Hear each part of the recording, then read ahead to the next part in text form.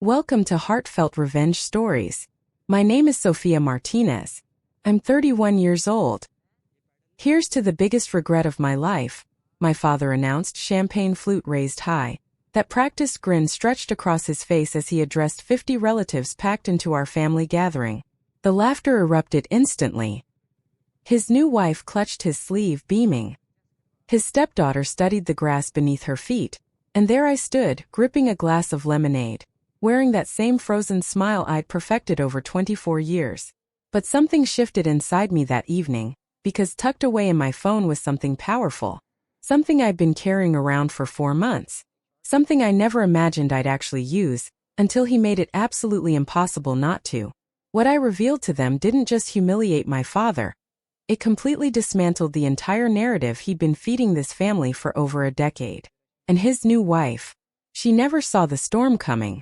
Please subscribe and like this video and listen to my story till the end and let me know which city you're listening from. That way I can see how far my story has traveled. Now let me rewind 8 months before that gathering, to the day a text message landed on the completely wrong phone.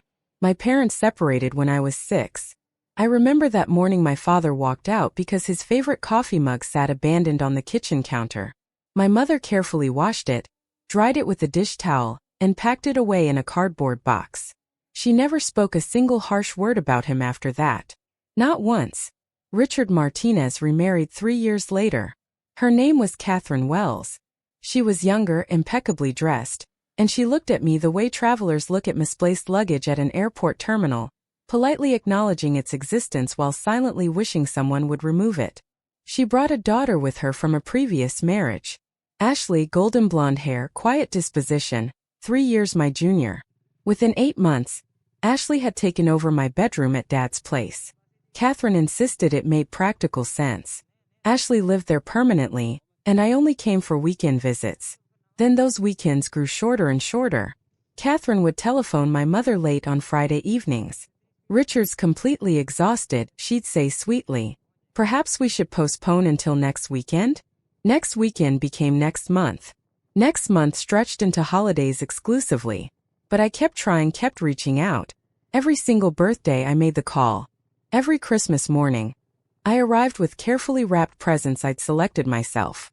I'd perch awkwardly on the sofa edge while Ashley tore through her mountain of gifts, and I'd wait desperately for my father to look at me with even a fraction of the warmth he showed her. He never ever did. The family holiday card arrived at Mom's apartment every December without fail.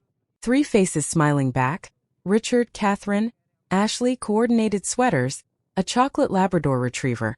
The picture-perfect family you'd find in a department store display frame. I wasn't included in a single photograph. 24 years, not one card.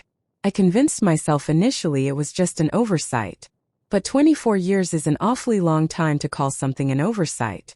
Yet I kept showing up, kept hoping, kept believing that if I remained patient enough, loyal enough, good enough, eventually he'd truly see me. I was wrong about that for a devastatingly long time. The day I graduated from nursing school remains the proudest moment of my entire life. For grueling years of late-night studying, intense clinical rotations, and a student loan balance that made my stomach twist into knots. But I actually did it. Top 12% of my graduating class. I mailed my father 2 tickets, front row center. I tucked a handwritten note inside the envelope. Having you there would mean absolutely everything to me. His text response arrived 4 days later. Wouldn't miss it for the world. Graduation morning, I pressed my white dress with meticulous care. My mother drove 2 hours from her small apartment in Dallas. We arrived ridiculously early. She claimed her seat in the 3rd row. My father's reserved seat sat empty in the 2nd. The ceremony commenced. During the processional, I scanned the audience desperately. My mother glowed with pride. Those 2 seats beside her remained painfully empty. I crossed that stage, accepted my diploma from the dean, smiled brilliantly for the photographer. When I returned to my seat, I immediately checked my phone. No missed calls. No text messages. Nothing. That evening, scrolling through social media, I found it. A photograph posted by Catherine. Richard, Catherine, and Ashley at a baseball game. Ashley wearing an oversized foam finger, Catherine hidden behind designer sunglasses. My father with his arms wrapped around both of them, grinning. Posted 4 hours before my ceremony began. He hadn't forgotten my graduation. He'd actively chosen not to attend. My mother discovered me on the back porch that night, still wearing my white dress, mascara streaked across my wrists. She settled beside me and spoke gently. "Sweetheart, you need to stop setting yourself on fire just to keep him warm." I heard her words. I just wasn't ready to truly listen. "He's still my father," I whispered. She didn't argue with me. She simply held my trembling hand. I couldn't have known then that his absence from my graduation was actually the kindest version of what he was truly capable of. The cruelest moment was still 7 years away, waiting for me at a long table underneath twinkling string lights. 8 months before the gathering, my phone rang during a Tuesday night shift. I was midway through a 12-hour rotation in the emergency department, surviving on stale coffee and pure adrenaline. "Sophia, it's grandmother. Margaret Martinez, 83 years old, sharp as a surgical scalpel and twice as direct. You're attending the family gathering this August. I absolutely don't care what your father claims. Your family." I hesitated, memories flooding back. Last summer, Richard specifically told me the gathering was immediate family exclusively. I discovered later through a cousin's social media that 42 people had attended. Catherine posted a large group photograph captioned, "The entire Martinez family together at last." I wasn't in that picture because I was never invited. "Grandmother, I'm not certain that's. You are a Martinez. That's not his decision to make." The way she stated it, steady and absolute, like she was reading from something ancient and unchangeable. I couldn't refuse her. "All right, I'll be there." "Excellent. Wear something comfortable and bring your appetite." I smiled genuinely. It was the first time in months that anything associated with the Martinez name made me smile. 3 weeks later, while packing for a weekend shift, my phone vibrated. Unknown number. I nearly ignored it. Emergency nurses receive spam calls constantly, but something made me open it. "Hey gorgeous, C said Richard's planning that family circus again this summer. You planning to show up and watch the performance?" I read it 5 times. Z. Catherine. The family circus. The performance. This message wasn't intended for me. Someone, clearly a man based on the casual tone, had texted the wrong number. Or more accurately, he'd texted what used to be my phone number. The one I'd given up at 19, the one Catherine took over when I switched phone plans. I stared at that text for 14 minutes straight. Then I captured a screenshot. I didn't respond. I didn't block the number. I simply saved it and placed my phone face down on my nightstand. For 3 weeks I convinced myself it meant nothing. Perhaps just a friend of Catherine's. Maybe an inside joke I didn't understand. Maybe the performance referenced a barbecue theme, and I was reading far too much into a simple emoji. Then the second message arrived. Same number. No text this time. Just a photograph. Catherine at an unfamiliar restaurant. A man seated across from her. Their hands intertwined across a basket of breadsticks. His thumb gently tracing her knuckles. She was laughing with her head tilted back completely. The way people laugh when they've forgotten the world exists around them. The man definitely wasn't my father. Below the photograph. "Missing you desperately already. Thursday can't arrive fast enough." My stomach plummeted. I sat on my bathroom floor for a very long time. Not because I cared about Catherine's marriage specifically, I honestly didn't. But because I understood something mechanical about what was actually happening. This man, whoever he was, had my old phone number saved under Catherine's contact name. And he was accidentally sending her messages to me instead. Which meant Catherine had deliberately given him my old number as her own. Which meant she was concealing this entire relationship somewhere my father would absolutely never look. I saved the photograph. I saved the text message.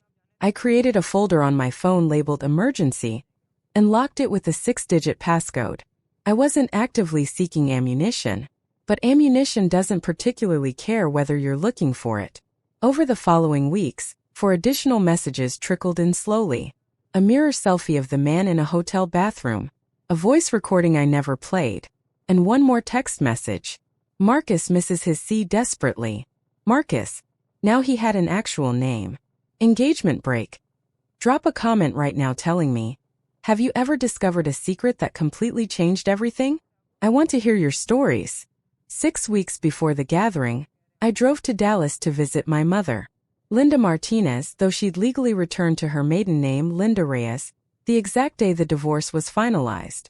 We sat in her familiar kitchen. Same kitchen, same pale yellow curtain she'd hung 20 years ago. She prepared chamomile tea the way she always did, too much honey, never enough patience to let it cool properly. "I need to tell you something," she said carefully. "And I need you to listen without getting upset, sweetheart." I set down my mug immediately. Margaret called me last week.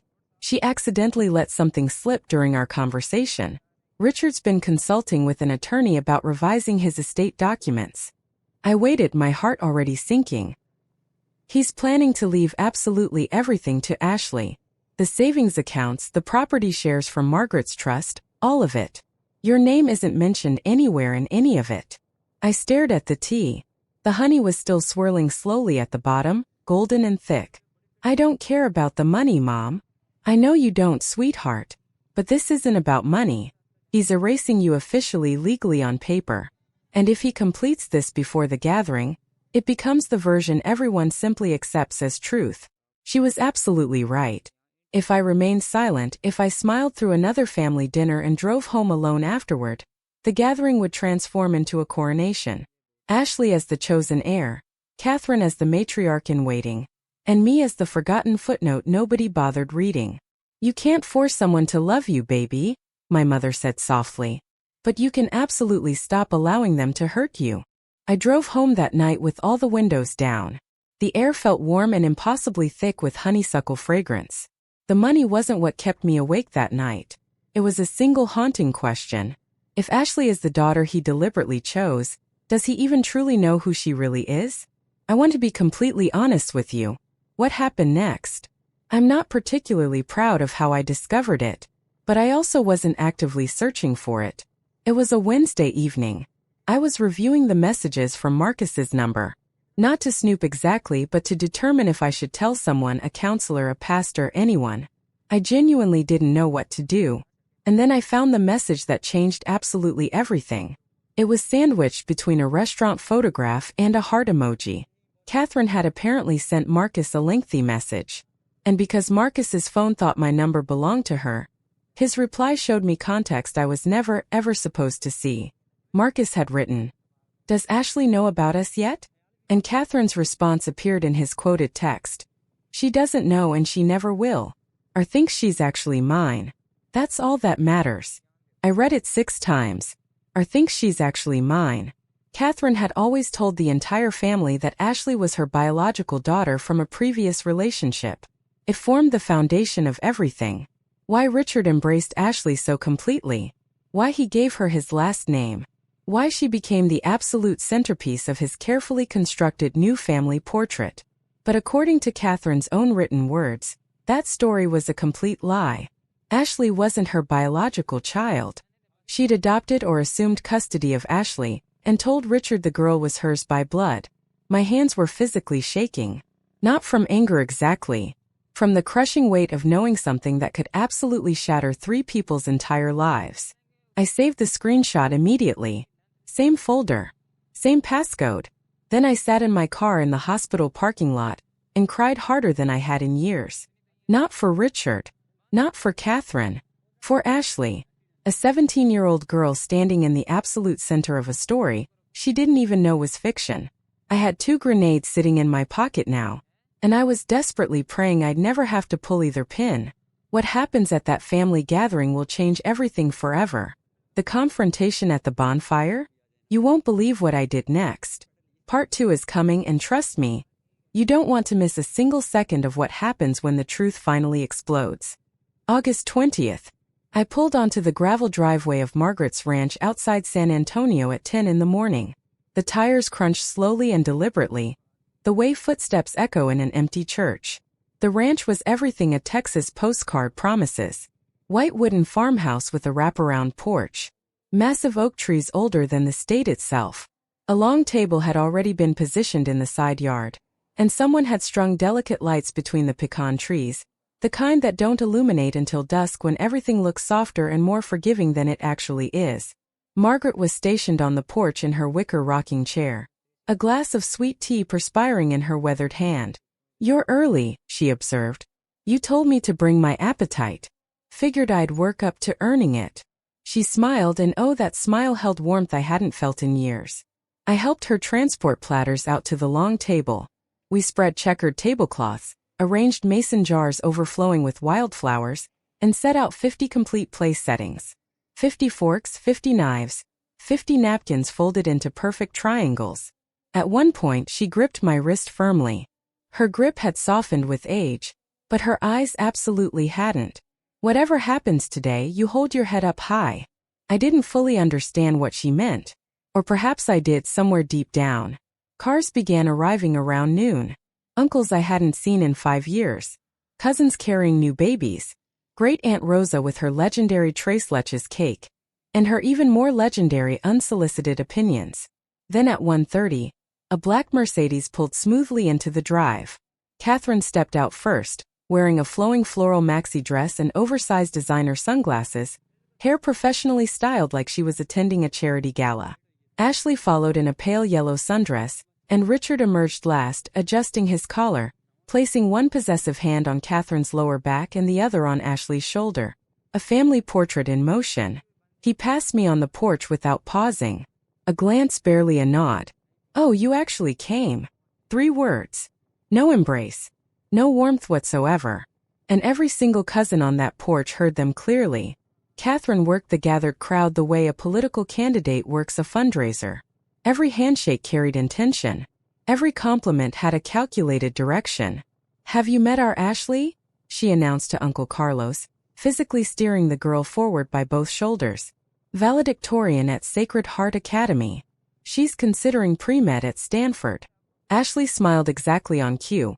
A trained smile, the kind that begins and ends at the lips without ever reaching the eyes. When Aunt Rosa turned warmly to me and asked, "And Sophia, sweetheart, what are you doing these days?" Catherine materialized before I could even open my mouth. "She's a nurse. Night shifts, I believe." Catherine placed a manicured hand over her heart dramatically. Bless her heart. If you're not from the South, you might interpret that as a compliment. It absolutely isn't. Bless her heart is a silencer wrapped in false sweetness. It communicates.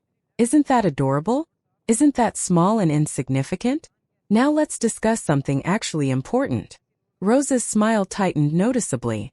Cousin Daniela, standing near the lemonade dispenser, lowered her sunglasses and watched Catherine glide away. Margaret, from her porch chair, didn't even blink. I poured myself a glass of ice water and said absolutely nothing.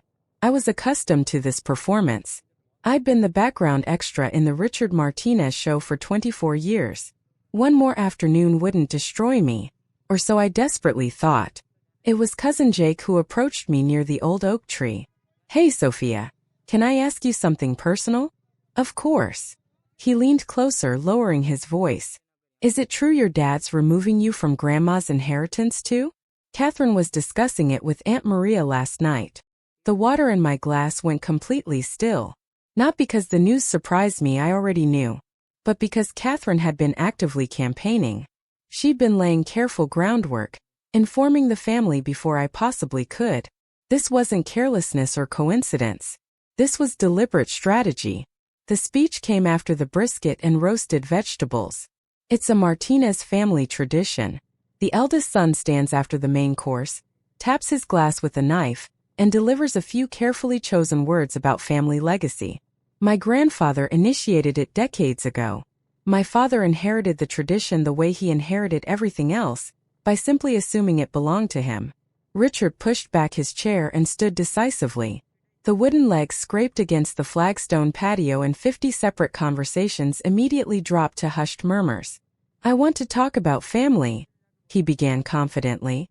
He was exceptionally skilled at this, the perfectly timed pauses, the meaningful eye contact, the rehearsed warmth that felt almost genuine. About what it truly means to be a Martinez. About loyalty, about legacy, about choosing who we become. He placed his hand protectively on Ashley's shoulder. "I want to formally introduce someone very special. My real daughter." Ashley stood slowly, blushing deeply. Richard methodically listed her accomplishments. Honor Society, Student Government President, volunteer coordinator at the animal rescue. Each achievement landed like a medal being pinned to a uniform during a ceremony. The table erupted in approving applause. Catherine touched her collarbone as if she might actually cry tears of joy. Then someone, I think it was Uncle Carlos, called out, "But what about Sophia?" Richard looked directly at me the way you'd look at a receipt you forgot to discard weeks ago. "Oh, Sophia." He chuckled lightly, cruelly. "She's the biggest regret from my first marriage." He laughed first, loudly. The way a performer laughs at his own joke to grant the audience permission to join in. And they followed. Not everyone. Rosa didn't laugh. Daniela didn't laugh. Margaret set down her fork with a sound like a period ending a definitive sentence. But enough of them laughed. Enough to fill the humid air. Enough to make it devastatingly real. Catherine squeezed Richard's arm affectionately. Ashley stared at the grass beneath her feet. And I stood there, ice water clutched in my hand, face perfectly composed, while 50 people collectively decided that my father's cruelty qualified as acceptable humor. 50 people. And not a single one said a word in my defense. Not yet, anyway. There's a specific sound the world makes when it finally stops pretending. It's not loud or dramatic. It's the complete opposite. It's the silence between laughter dying and the next fork touching a plate. A silence shaped exactly like a held breath. That's the sound I heard in that moment. The string lights flickered on automatically.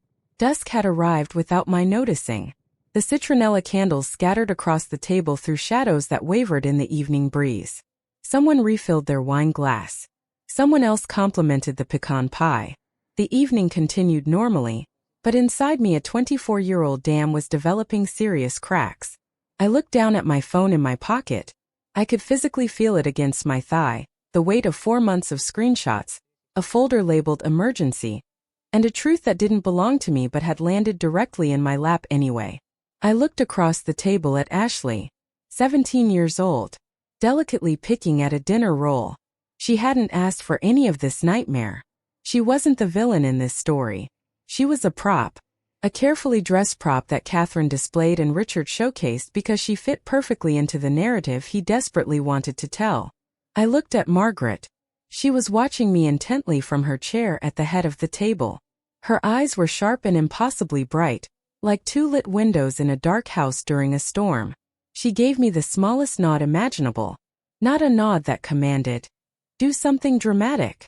A nod that simply said, "I'm here. I see you." I touched the edge of my phone through the fabric, but didn't pull it out. Not yet. There's a critical difference between keeping the peace and losing yourself entirely. I've been confusing the two for 24 years. Keeping the peace meant swallowing my pride when he mispronounced my accomplishments. Losing myself meant standing in a yard surrounded by my own blood relatives while they laughed at the word regret, and I said absolutely nothing. I wasn't going to start a war. But I absolutely wasn't going to stand here and be erased. Daniela found me near the hydrangea bushes. I was pretending to admire their blue blooms. She wasn't pretending anything. "That was absolutely disgusting," she said bluntly. No preamble whatsoever. Daniela Martinez Brennan didn't do preambles. She delivered opening statements. "I'm fine, really." "No, you're not. And you shouldn't have to be." She crossed her arms firmly. Daniela was 55'2", and had once made a real estate developer cry during a contract negotiation. She wore linen pants and reading glasses on a delicate chain, and she looked at the world like it was a legal document she hadn't finished reviewing yet. "Can I ask you something?" she said carefully. "Sure. Did your father tell you he asked me to completely revise his estate planning documents?" Mom mentioned something about it. Daniela's jaw visibly tightened. I refused outright. Something about Catherine's paperwork didn't add up correctly. Dates that didn't match official records. A custody document that referenced a county I couldn't independently verify. My heartbeat shifted noticeably. I kept my face completely neutral. 24 years of practice performance. "What do you mean exactly?" "I mean I'm a lawyer, Sophia. Lawyers notice inconsistencies." She paused deliberately. "I told Richard he needed to get Catherine's documents independently verified before I'd touch anything legally. He told me I was being unnecessarily difficult. Then he found another attorney willing to do it." She looked at me sideways, studying my reaction. Sophia, if you know anything at all about that woman, now would be the right time to decide what you want to do with it. I met her eyes directly. I don't know what I know yet. It wasn't a lie. I had screenshots. I had a name, Marcus. I had a message that read, "I think she's actually mine," but I didn't have proof in the legal sense that would hold up. I had scattered pieces of a picture I wasn't certain I wanted to fully assemble. I don't take sides in family drama, Daniela said firmly. But I absolutely hate lies. She walked back toward the table purposefully. I stayed by the hydrangeas another few minutes. My phone felt heavier in my pocket than it had an hour earlier. I went inside to help Margaret clear the dessert plates. The kitchen smelled like warm peach cobbler and dish soap. I had my hands submerged in soapy water when I heard the screen door close quietly behind me. Catherine. She leaned against the counter casually, arms folded. The way someone stands when they want you to understand they control the room. You should leave before the bonfire starts, she said quietly, almost gently. The voice of a woman who'd learned that the softest threats are the hardest to prove later. Margaret invited me personally. Richard's mother is 83, Sophia. She paused deliberately to let that sink in. She won't be around forever, sadly. Another calculated pause. And when she's gone, you'll have absolutely no reason to come back here. I turned off the faucet slowly, dried my hands methodically, looked directly at her. For 24 years, I'd assumed Catherine was simply careless. The way a person who wins by default can afford to be careless about the feelings of others.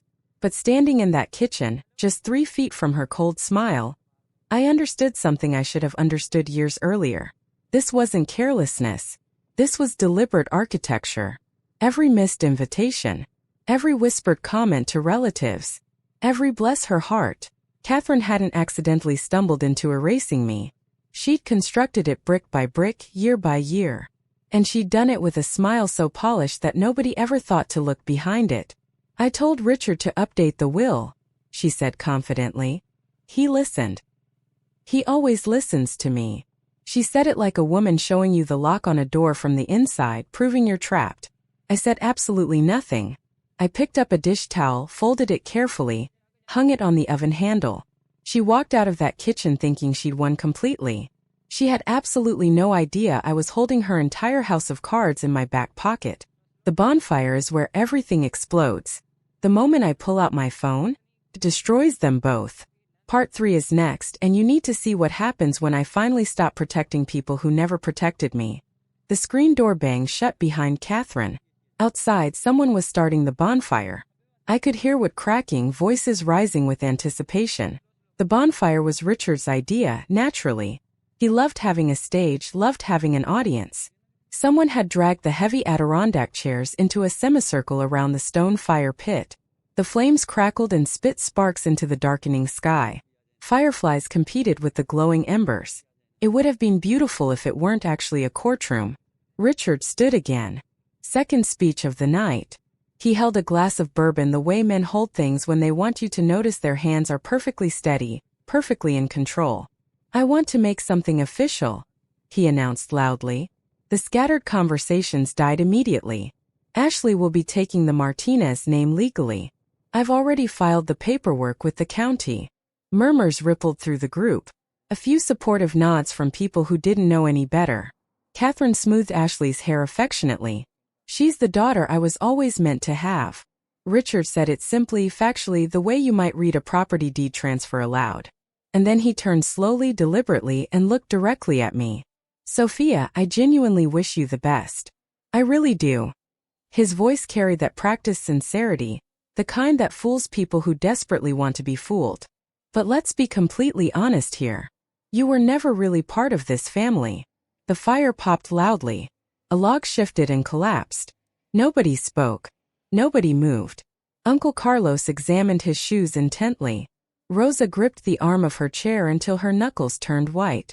Cousin Jake stared into the flames like they owed him money. And Catherine? Catherine sat directly behind Richard with her hand resting on Ashley's knee.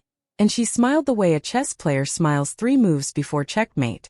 Margaret hadn't come to the bonfire. Her hip was bothering her, she'd said. But through the kitchen window I could see the light on. She was watching. I held my water glass. My hand was perfectly steady. My heartbeat was absolutely not. Richard thought he was closing a chapter definitively. He didn't know I was about to open one. What nobody expected, what I didn't expect, was Ashley. She was sitting next to Catherine, hands folded in her lap the way they teach in private school etiquette classes. But when Richard spoke those words, "You were never really part of this family," something shifted across her face. Not triumph. Not relief. Guilt. "Dad," she said quietly, almost swallowed by the crackling fire. "Maybe you shouldn't." "Shoo." Richard didn't even glance at her. "This is a family matter, sweetheart." He patted her hand the way you pat a dog that barks during company. "Stay. Good girl." Ashley sank back into her chair. 17 years old, dressed in pale yellow, disappearing. I watched her and something in my chest loosened. Not anger exactly. Recognition. She was me. A different version, a different role, but the same production. Richard didn't have daughters. He had casting choices. And Ashley was the understudy who didn't know the lead had been written out of the script entirely. But understanding Ashley's innocence didn't change what was happening to me right now. At this moment, in front of 50 witnesses, my father was erasing me formally, publicly, with a bonfire as his backdrop and bourbon as his courage. Great Aunt Rosa cleared her throat loudly. "Richard, that girl is your blood." Richard didn't even flinch. "Blood doesn't make family, Aunt Rosa. Choice does." He had absolutely no idea how right he was. And he had no idea how badly that sentence was about to age. The fire crackled lower. Catherine crossed her legs elegantly. Somewhere behind me, I heard Daniela set her wine glass down on the arm of her chair very carefully, the way you set something down when you might need your hands free. I looked at the sky. Texas stars. Perfectly clear night. The kind of night that doesn't forgive you for what you do under it. My phone sat warm against my leg. The screen door creaked open slowly. Margaret Martinez stepped onto the porch. She had her wooden cane in one hand and 83 years of absolute authority in the other. She moved slowly, but nobody mistook that for weakness. The porch boards creaked beneath her steps like they were announcing her arrival. She stopped at the top of the stairs, looking down at the bonfire circle. At Richard. At all of us. Richard Allen Martinez. Full name. The way mothers use them when the next sentence is going to leave a permanent mark. "I did not raise you to disown your own child at my table." Richard shifted uncomfortably. "Mom, this isn't the appropriate time." "This is exactly the time." Her voice was low, but it carried the way a church bell carries. Not because it's loud, but because everything else goes silent. "You chose this stage, Richard. Now stand on it." Catherine leaned forward. "Margaret, maybe you should sit down. Your blood pressure." "My blood pressure is perfectly fine." Margaret fixed Catherine with a look that could have stripped paint off walls. "My patience is not." Silence. Real silence. Not the polite kind from earlier, but the kind that sits on your chest and makes it hard to breathe. I could feel the entire family holding their breath collectively. 50 people caught between a matriarch and her son, between loyalty and discomfort, between watching and being watched. Margaret looked at me. That same sharp gaze. That same nod from earlier. And something inside me unlocked completely. Not rage. Not revenge. Just a door that had been bolted shut for 24 years finally swinging open. I stood up slowly. I smoothed the front of my blouse. I held my water glass in my left hand. Steady. Quiet. Like a nurse walking into a code blue emergency. I didn't plan a speech.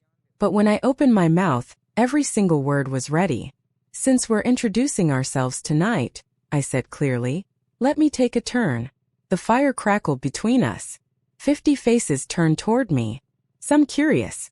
Some uncomfortable. Catherine's knuckles went white on the arm of her chair. "My name is Sophia Martinez. I'm 31 years old. I'm an emergency room nurse at Memorial General Hospital. I work 60-hour weeks. I've held people's hands while they died and told their families in the hallway afterward. I let that sit for a moment. I've attended every reunion I was invited to. I called on every birthday. I sent Christmas gifts that were never acknowledged. I drove 4 hours each way to be here today because my grandmother asked me to." I looked at Richard. He was standing by the fire, bourbon still in hand, and for the first time all evening, His smile was completely gone. Tonight, my father called me a regret in front of all of you. My voice didn't shake. I was surprised by that. He introduced his stepdaughter as his real daughter and told 50 people that I, his only biological child, was an error he made 31 years ago. Rosa covered her mouth. Jake looked at his feet. I could see several cousins shifting uncomfortably. I could leave. I've left before. I'm exceptionally good at it. I paused deliberately. But before I do, I have a question. Not for my father. I turned to Catherine. The color in her face shifted slightly, like a light dimming behind a curtain. Catherine, would you like to tell them? Her eyes widened noticeably. Or should I? 7 words. But the way they landed, you could hear the fire. You could hear the crickets. You could hear 50 people stop breathing simultaneously. The color drained from Catherine's face like someone had pulled a plug. Catherine recovered fast, I'll give her that. 20 years of performance teaches you how to find your lines quickly. I have absolutely no idea what you're talking about. She even managed a small, confused laugh, the kind specifically designed to make the audience think the other person is unstable. I reached into my pocket and pulled out my phone. No dramatic flourish. No grand speech. Just a woman holding a screen. 4 months ago, I received a text message. It was intended for Catherine. From a man named Marcus. I didn't read it aloud. I didn't hold it up like evidence in a television courtroom. Instead, I turned the screen toward Daniela, who was sitting 4 chairs to my left. Daniela took the phone. She read carefully. Her expression didn't change at first. Then it did. A small tightening around the jaw. A slow exhale through the nose. Richard, she said calmly, professionally. The voice she used in depositions. You need to see this. Richard scoffed. What is this? Some kind of ambush. Look at the phone, Richard. He took it from her hand. I watched his eyes move left to right, then stop completely. The bourbon glass tilted dangerously in his hand. A drop ran down the side. Catherine stood up abruptly. Those are fabricated. She created them. She's lying. Her voice cracked on the last word. Lying. It's a big accusation to throw at someone when your hands are physically shaking. The number is still active, I said evenly. You can call Marcus right now if you'd like. Area code 512. He'll answer. I said it the way I tell a patient's family the test results came back positive. Clear. Simple. No editorializing. Richard looked at me. Then at Catherine. Then back at the phone screen. The bonfire popped loudly. A shower of sparks rose and vanished into the night sky. Nobody moved. Nobody spoke. Richard's voice came out low, the kind of low that happens when a man is choosing between fury and complete collapse. Who the hell is Marcus? Catherine didn't answer the question directly. Instead, she pivoted the way she always pivoted. She turned to the family, tears already forming strategically, arms open in appeal. She's doing this to destroy us. Can't you see? Her voice rose dramatically. She's always been jealous. Always resented Ashley. Catherine. Daniela stood. She didn't raise her voice. She didn't need to. The timestamps are consistent across 4 months. The photos are geotagged. This isn't fabricated. The phone was being passed now. Uncle Carlos read it and set it down like it had burned his fingers. Cousin Jake looked at the screen, then at Catherine, then back again. Great Aunt Rosa held the phone at arm's length. She'd forgotten her reading glasses, but she saw enough. The murmuring started. Not loud. Just the rustle of 50 people recalculating everything they thought they knew about Richard Martinez's perfect second act. Catherine was crying now. Full tears. The kind that come with sound. This is my family. You can't take that from me. But the tears landed wrong. They landed the way tears land when you've watched someone perform sincerity all day long. You start to wonder which version is the performance. Margaret sat on the porch still watching. She didn't look surprised. She didn't look satisfied. She just looked like a woman who'd watched a building she'd warned everyone about finally collapse. Richard turned to me. His jaw was clenched tight. His eyes were glassy. You planned this. I shook my head slowly. No. You gave me a reason tonight. My voice was steady. My hands were not. But that was okay. Courage doesn't mean your hands don't shake. It means you speak anyway. And I wasn't done. Because that wasn't the grenade he should have been worried about. Everything Richard thought he knew is about to shatter. The second secret I reveal? It doesn't just destroy Catherine. It destroys the daughter he chose over me. Part 4 is coming. And it's the moment that changes all of their lives forever. Catherine was still crying when she made her critical mistake. Fine, she said, wiping her face roughly with the back of her hand, mascara smearing across her cheekbone. Fine, I made a mistake. But that doesn't change anything. Ashley is still our daughter. She's still Richard's. She almost said family, but she didn't finish because I was already speaking. Ashley. The girl looked up sharply. She was sitting rigid in her yellow sundress, gripping the seat of her chair with both hands, knuckles completely bloodless. I'm sorry, I said gently. The way I speak to patients who are about to hear devastating news. You don't deserve any of this. Then I turned to Richard. You said blood doesn't make family.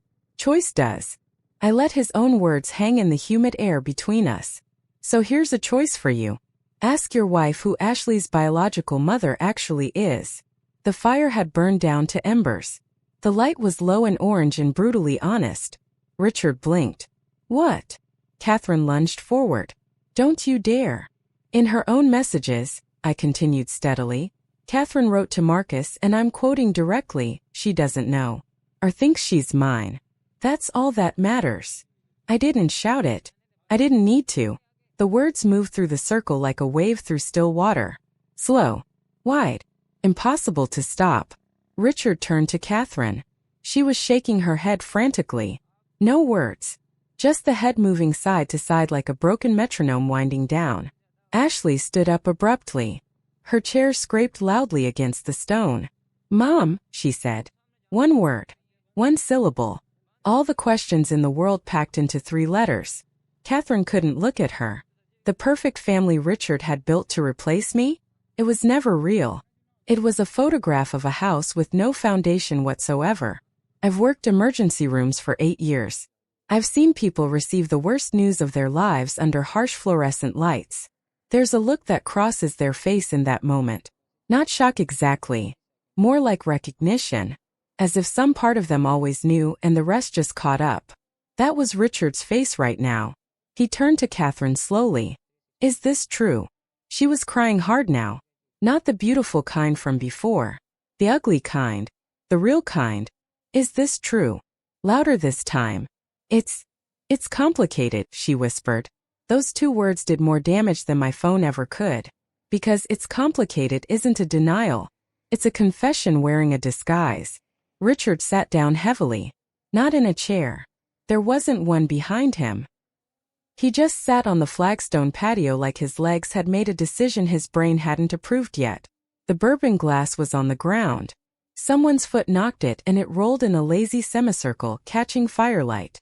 Ashley was backing away step by step. Her yellow sundress caught the orange glow of the dying embers. She looked like a ghost leaving a house she just learned was haunted. Megan! Catherine reached for her desperately. The girl actually flinched. Visibly flinched. The way a person does when the hand reaching for them has completely lost the right to comfort. Cousin Jenny, bless her, was already on her feet. She put an arm around Ashley's shoulders and guided her toward the house. No words. Just presence. Sometimes that's enough. Margaret hadn't moved from the porch. Her cane rested across her knees. Her face was still, but her eyes held the look of a woman who'd watched a building she'd warned everyone about finally come down. Is this true? 3 words. His whole world in 3 words. And nobody at that table could help him hold it up anymore. Daniela let the silence do its work for exactly 12 seconds. Then she stood. Richard. Her voice was the calmest thing in that entire yard. He looked up from the ground. His face was blank. The kind of blank that comes after a system crash, when the screen is still glowing but nothing's running behind it. As your sister, I'm sorry you're hearing this. She paused. As a lawyer, I need to say something. Daniela, Catherine started. I'm not finished. Daniela didn't raise her voice. She didn't need to.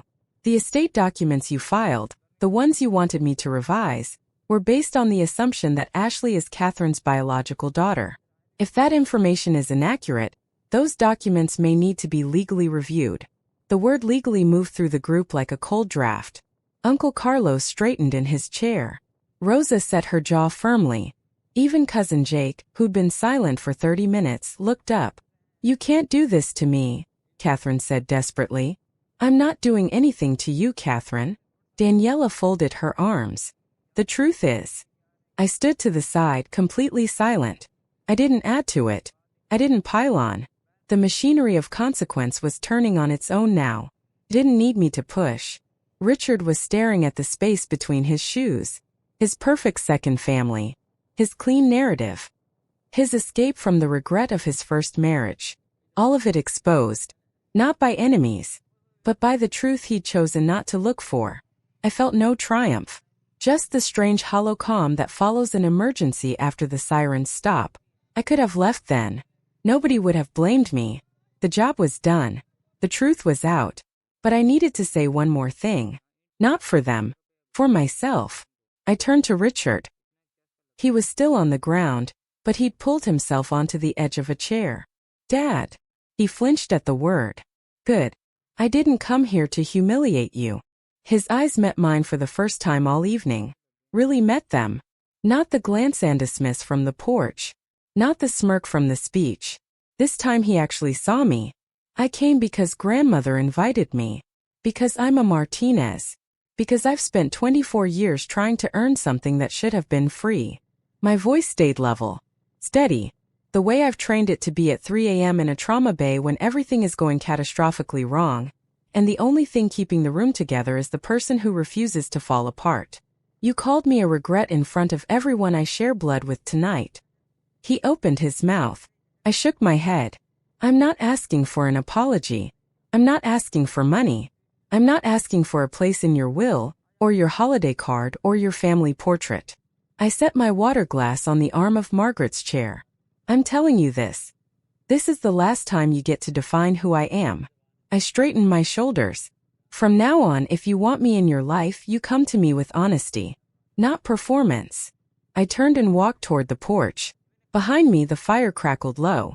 Margaret's hand found mine as I passed her chair. "That's my granddaughter," she said loudly enough for all 50 of them to hear. "Tell me honestly, would you have done what I did? Or would you have stayed silent? Drop a comment because I need to know if I did the right thing." Catherine left first. She gathered her designer purse, grabbed Ashley's cardigan from the back of a chair, and marched toward the Mercedes without looking at anyone. Her heels punched the gravel driveway like punctuation marks in a sentence she'd completely lost control of. Ashley was already in the house with cousin Jenny. When Catherine reached the front door, Jenny appeared in the doorframe. "She wants to stay," Jenny said quietly but firmly. Catherine opened her mouth, closed it, then turned and walked to the car alone. The engine started. The headlights swept across the yard, catching the faces of relatives who looked away quickly. Tires on gravel. Then silence. Richard stayed. He sat in that chair by the dead fire while the family moved around him like water around a stone. Some people left with quick goodbyes and quicker steps. Others lingered. It was the lingerers who surprised me. Uncle Carlos came over first. He shook my hand without words. Just the handshake. Rosa followed, and she had plenty of words. "Your mama raised you right, sweetheart." She held both my hands and looked at me the way nobody in that family had looked at me in years. Directly. "Cousin Jake. I always liked you better anyway, to be honest." He said it with a half smile, but his eyes were serious. 4 of my second cousins, women I'd met maybe twice, found me on the porch and said variations of the same thing. We should have said something sooner. Maybe they should have. But I wasn't keeping score anymore. Margaret invited me to stay the night. The guest room was already made up. Sheets turned down. Water on the nightstand. She'd prepared it before I'd even arrived. Maybe before I'd even said yes. I lay in that room and listened to the Texas night through the open window. Crickets. A barn owl. The sound of an old house settling into itself. I didn't cry. I was too tired for that. But I didn't sleep either. 1 week later, the fallout was measurable. Richard and Catherine fought for 4 days straight. The neighbors on their street in Austin could hear it through the walls. I know because cousin Jake lived 3 blocks over and told me everything. On the 5th day, Catherine packed 3 suitcases and moved into a hotel downtown. By the following Tuesday, Richard had called Daniela. Not to apologize. Not to talk about me. To ask her, in a voice she described as 10 years older than last week, to review his estate documents again. Daniela agreed. On one condition. Sophia's name goes back in. Not because I asked. Because Margaret demanded it. And Margaret was still the one whose signature held the family trust together. The family grapevine moved fast. Within days, the gathering story had traveled through every branch of the Martinez family tree. The version varied depending on who told it, but the core was the same. Richard's perfect second act was a lie. And the daughter he called a regret was the one who told the truth. Catherine's social media went dark. The blessed family posts. The matching outfit photos. The gratitude captions. All gone. Replaced by silence. Marcus, the man in the messages, blocked Catherine's number. His last text, forwarded to me by accident one final time. Don't ever contact me again. But the call that broke me open came 12 days after the gathering. My phone rang. Unknown number. Different from Marcus's. I almost let it ring. Sophia? It's Ashley. I sat down immediately. I didn't know, she said. Her voice was thin and careful, like she was carrying something incredibly fragile. About any of it. I didn't know about Marcus. I didn't know about me. I'm so sorry, Ashley. I closed my eyes tightly. You have absolutely nothing to be sorry for. The line went quiet for a long moment. Then she said, Can I call you sometimes? Anytime you want. The final confrontation with my father? Changes everything. Part 5 will show you what happened when he finally called, and how I learned to stop waiting for someone to see my worth. You won't want to miss the ending. Richard called. For weeks after the gathering, I was eating cereal at my kitchen counter at 7 in the morning, still in scrubs, freshly home from a night shift. I almost didn't pick up. The old Sophia would have lunged for that phone. Would have rehearsed her opening line. Would have hoped desperately that this was the call where everything magically changed. I picked up on the 6th ring. I didn't rehearse anything. Sophia. Hi, Dad. Silence. The kind that happens when a man calls with something to say, and realizes he doesn't actually know the words. I messed up. His voice was raw. Not the polished voice from the gathering. Not the speech voice. Something underneath. Unpracticed and rough like a muscle he hadn't used in years. I know that. I waited.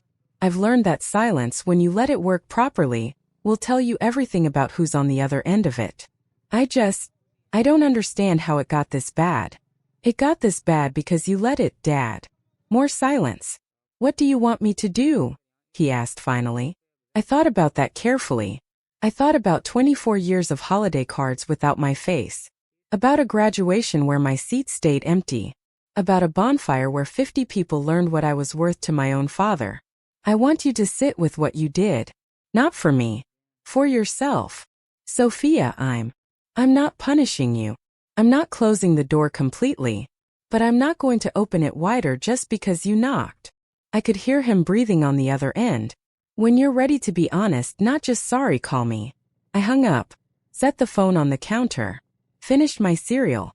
It was the hardest phone call of my life. And the most necessary. I drove back to San Antonio one more time that summer. Not for a reunion. Just to see Margaret. The ranch was quieter without 50 people on it. Just the oak trees and the porch and the sound of her wind chimes arguing with the breeze. We sat together and drank sweet tea and didn't talk about Richard for a full 40 minutes. We talked about her garden. About my patients. About a cardinal that kept dive-bombing her mailman. Then she said, You know, I was angry at you for a long time. I looked at her surprised. Not for what you did at the gathering. For what you didn't do all those years before it. She took a slow sip of tea. You let him treat you like an option. And every time you came back smiling, you gave him permission to do it again. She was right. And it didn't sting the way it would have a year ago. It landed like a diagnosis. Uncomfortable but clarifying. On the drive home, I rolled the windows down. Texas in September. Hot air and cicadas and that green smell that sticks to everything. I called my mother. Mom, you were right all along. I didn't want to be right, baby. I know. We sat with that for a while. Two women on a phone, 100 miles apart, holding the same silence. I thought about what I'd learned. Not the big dramatic lesson that makes a good speech. The quiet one. The one that sits in your bones. I spent 24 years auditioning for a role that was never written for me. 24 years learning lines for a play where my character gets cut in the first act. The bravest thing I ever did wasn't pulling out that phone at the gathering. It was putting it away afterward and walking off the stage entirely. For months after the gathering, I got promoted to charge nurse. My supervisor said I was the calmest person she'd ever seen in a crisis. I laughed. She didn't know the half of it. Margaret came to visit me that November. She took a car service from San Antonio for hours each way, because she wanted to see my apartment. She walked through every room, inspected the kitchen cabinets, tested the water pressure, and declared my houseplant optimistic but doomed. Then she sat at my table and said, "This is yours. You built this." That mattered more than any inheritance ever could. Ashley started texting me every week. Nothing heavy at first. Memes, homework complaints, a photo of a dog she saw at the park. Normal teenager things. The kind of nothing that means everything when it's new. One evening she texted, "Do you think I'll be okay?" I typed back immediately, "I think you already are." We were building something. Not the manufactured bond that Richard and Catherine had staged for family photos. Something real. Something that grew sideways through cracks the way stubborn things do.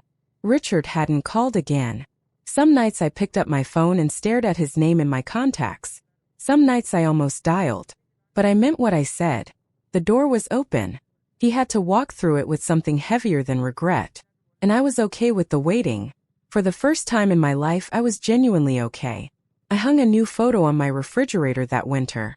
Not a holiday card. Just a snapshot. Margaret on my left. My mother on my right. Ashley cross-legged on the floor in front of us. For women. No matching sweaters. No golden retriever. No performance. Just truth. I don't need his call to know who I am anymore. I figured that out on my own. If you've ever been the one in your family who was overlooked, replaced, or called a regret, I see you. I genuinely see you. You're not a regret. You never were. If this story spoke to you, drop a comment telling me, what boundary do you wish you'd set sooner? And check the description for more stories like this one. I'll see you in the next one. Soft exhale. That's my story. The whole truth of it. The messy, painful, liberating truth. Some people think I destroyed my father that night at the bonfire. But I didn't destroy him. I just stopped protecting him from the consequences of his own choices. There's a difference. And if you're sitting there right now thinking about someone who's treated you like an option, like a mistake, like something they can discard and retrieve whenever it's convenient for them, I want you to hear this. You don't owe anyone access to you just because you share blood. You don't owe anyone your silence just because speaking up might make them uncomfortable. Your voice matters. Your truth matters. You matter. Long pause. And if nobody's told you that today, I'm telling you now. You are not the mistake. You never were. Voice softens. Thank you for listening. Thank you for being here. Thank you for letting me share this with you. Subscribe if you want more stories like this. Comment if you've lived through something similar. And know that wherever you are right now, whatever you're carrying, you're not alone. I see you. And you're going to be okay. Promise.